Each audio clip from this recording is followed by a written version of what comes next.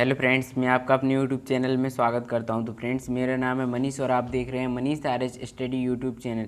तो फ्रेंड्स, आज की इस वीडियो में हम जानने वाले हैं लेखक परिचय। जी हाँ फ्रेंड्स, लेखक परिचय में शेखर जोशी जी का जीवन परिचय और उनकी साहित्य सेवा, उनकी रचनाएँ, इस प्रकार जो उनकी उपन्यास, कहानियाँ, वर्ण विषय, उनकी भाषा शैली, ये सब जो है हम आज की इस वीडियो में लेकर के आ गए हैं। तो इस वीडियो को अंत तक जरूर देखना। तो चलिए फ्रेंड्स, हमने टाइम वेस्ट किया अपनी इस वीडियो में, आगे बढ़ते हैं और देखते हैं शेखर जोशी जी का जीवन परिचय। तो फ्रेंड्स, यहाँ पर हम पहले बात करेंगे शेखर जोशी जी के जीवन परिचय की। तो फ्रेंड्स, इनका जीवन परिचय क्या है। नई कहानी के प्रमुख हस्ताक्षर शेखर जोशी का जन्म उत्तरांचल में अल्मोड़ा के ओलिया गांव, तहसील सोमेश्वर में 10 दिसंबर 1932 को एक किसान परिवार में हुआ था। इनकी प्रारंभिक शिक्षा अजमेर और देहरादून में हुई। तो फ्रेंड्स, जो शेखर जोशी हैं, इनकी प्रारंभिक शिक्षा कहाँ पर हुई थी? अजमेर और देहरादून में हुई। शेखर जोशी जब इंटर में थे तब उनका चयन सुरक्षा विभाग के ईएमई में हो गया था। 1955 से 1986 तक सैनिक औद्योगिक प्रतिष्ठान में कार्यरत रहने के बाद उन्होंने स्वैच्छिक रूप से त्यागपत्र दे दिया और इलाहाबाद में रहते हुए स्वतंत्र लेखन कर रहे हैं। कथा लेखन को दायित्वपूर्ण कर्म मानने वाले जोशी हिंदी के सुपरिचित कथाकार हैं। और हाँ फ्रेंड्स, इनका जो ये जीवन परिचय है, भाषा शैली है, साहित्य सेवा है, ये आपके सभी क्लासेस के लिए, जैसे class 9th class, 10th class, 11th class, 12th, इन सभी के लिए जो जीवन परिचय और ये साहित्य सेवा, भाषा शैली, ये इम्पोर्टेंट होते हैं और आपको एग्ज़ाम में देखने को मिलेंगे। तो यहाँ पर शेखर जोशी जी का साहित्य सेवा की बात करें अगर, तो इनकी अभी जो है हमने इनका जीवन परिचय देखा। तो फ्रेंड्स, ये था इनका जीवन परिचय और यहाँ पर हम देखेंगे इनका साहित्य परिचय। साहित्य सेवा क्या है? जनवादी विचारधारा के लेखक शेखर जोशी ने गद्य लेखन के किसी क्षेत्र को अछूता नहीं छोड़ा। जी हाँ फ्रेंड्स, जनवादी विचारधारा के जो लेखक शेखर जोशी है, इन्होंने गद्य लेखन के किसी क्षेत्र को अछूता नहीं छोड़ा, मतलब गद्य लेखन की सभी विधाओं में इन्होंने रचनाएं लिखी हैं। उनकी विषय विवेचन में गंभीरता और शालीनता स्पष्ट रूप से प्रतिबिंबित होती है। एक पेड़ की याद शब्द चित्र संकलन के लिए उत्तर प्रदेश हिंदी संस्थान का महावीर प्रसाद द्विवेदी पुरस्कार मिला। जी हाँ फ्रेंड्स, उन्हें एक पेड़ की याद शब्द चित्र जो उन्होंने लिखा था इस संकलन के लिए उत्तर प्रदेश हिंदी संस्थान का महावीर प्रसाद द्विवेदी पुरस्कार उन्हें जो है मिला। अथ मूसक उवाच चीटी के पर हलवाहा जैसे उपन्यास लिखे। दूसरी ओर नौरंगी बीमार है, कोसी का घटवार, और यहाँ पर क्या है, बदबू, मेंटल इत्यादि कहानियाँ लिखकर कहानीकार के रूप में सेवा की। इनकी कहानियों का अंग्रेजी, पोलिश, रूसी तथा जापानी भाषाओं में अनुवाद किया गया है। साहित्य सेवा के लिए साहित्य भूषण 1955 और पहल सम्मान 1997 में व मैथिली शरण गुप्त सम्मान से सम्मानित किया गया। प्रथम चंद्रयान पुरस्कार 19 जुलाई 2010 में मिला। आपकी दाजीव कहानी पर बाल फिल्म सोसाइटी ने बाल फिल्म का निर्माण किया है। और इनकी रचनाएं, तो फ्रेंड्स, इनकी अगर रचनाओं की बात करें तो जोशी जी ने गद्य विधा के उपन्यास, कहानी, शब्दचित्र आदि की रचना करके हिंदी साहित्य कोश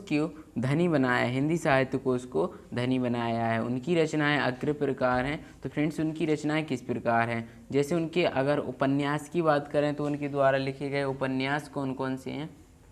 उपन्यास है अथ मूसक उवाच, चीटी के पर, साथ के लोग, ये जो है उनके द्वारा लिखे गए उपन्यास है। अगर कहानी की बात करें तो शेखर जोशी जी के द्वारा लिखी गई कहानियाँ कौन सी हैं? तो नौरंगी बीमार है, बदबू, दाज्यू आदि। कोसी के घटवार कहानी से जोशी जी को पहचान मिली। यह कहानी कल्पना नामक पत्रिका में प्रकाशित हुई थी। बच्चे का सपना भी आपकी प्रसिद्ध कहानी है। शब्दचित्र संग्रह है। एक पेड़ की याद भी इनके द्वारा लिखी गई कहानी है। और अगर वर्ण विषय की बात करें तो इनके द्वारा वर्णित विषय कौन से हैं? इनकी रचनाओं का वर्ण विषय पहाड़ी इलाकों की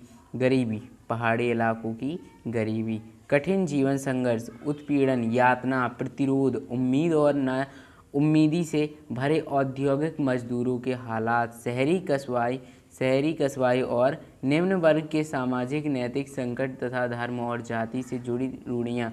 इनकी अधिकतर कहानियाँ आंचलिक हैं।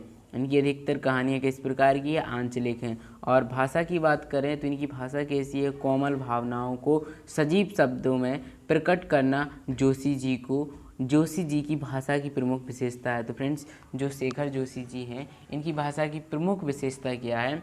कोमल भावनाओं को सजीव शब्दों में प्रकट करना जोशी जी की भाषा की प्रमुख विशेषता है। निहायत सहज एवं आडंबरहीन भाषा में वे सामाजिक यथार्थ के बारीक नुक्तों को पकड़ते और प्रस्तुत करते हैं। उनकी भाषा में व्यवहारिक तत्सम शब्दों का प्रयोग दिखाई देता है। उनकी भाषा में उर्दू शब्दों का बाहुल्य है तो आंचलिक शब्द भी देखने को मिलते हैं। मुहावरेदार भाषा का भी प्रयोग किया है। और शैली की बात करें तो इनकी शैली किस प्रकार की है? जोशी जी की कथा साहित्य में इनका व्यक्तित्व स्पष्ट रूप से झलकता है। उनकी शैली के निम्न रूप हैं। तो फ्रेंड्स, इनकी शैली क्या है? इनकी विवरणात्मक शैली है, मुहावरेदार शैली है, भावनात्मक शैली है, विभिन्न भाषाओं के शब्दों से युक्त शैली और साहित्य में स्थान, ये लास्ट पॉइंट है। तो फ्रेंड्स, इनकी शैली की बात करें तो हम यहाँ पर एक एक करके इनको देखेंगे। तो पहले क्या है? विवरणात्मक शैली। तो फ्रेंड्स, अपनी रचनाओं की विषय वस्तु को स्पष्ट करने तथा वातावरण को प्रभावशाली बनाने के लिए विवरणात्मक शैली का सहारा लिया गया है। इन्होंने विवरणात्मक शैली का सहारा लिया है इसके लिए। नेक्स्ट, मुहावरेदार शैली। तो फ्रेंड्स, यहाँ पर आप देखेंगे मुहावरेदार शैली है इनकी कथा साहित्य में पात्रों के चरित्र की विशेषताएं बताने के लिए बाली का बकरा, सांप सूंघे जैसे मुहावरों का सफल प्रयोग हुआ। और भावनात्मक शैली क्या है? कहानियों में भावनात्मक इनकी शैली है। भावनात्मक शैली है कहानियों में पात्र तथा वातावरण, घटनाओं तथा अभिव्यक्ति में जोशी जी स्वयं भावुक होते हैं, अतः उसी भावुकता को लेकर कथा साहित्य खड़ा किया है। और विभिन्न भाषाओं के शब्दों से युक्त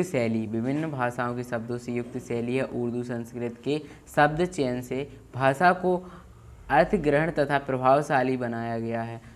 अगर हम इनकी साहित्य में स्थान की बात करें तो साहित्य में क्या स्थान है? शेखर जी की कहानियाँ विभिन्न भारतीय भाषाओं के अतिरिक्त अंग्रेजी, पोलिश और रूसी में भी अनुदित हो चुकी हैं।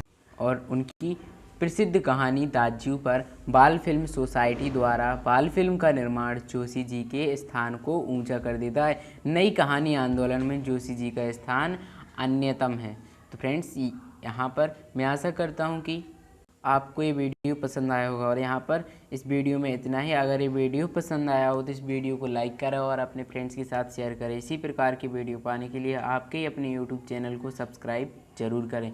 Thanks for watching video. जय हिंद, वंदे मातरम।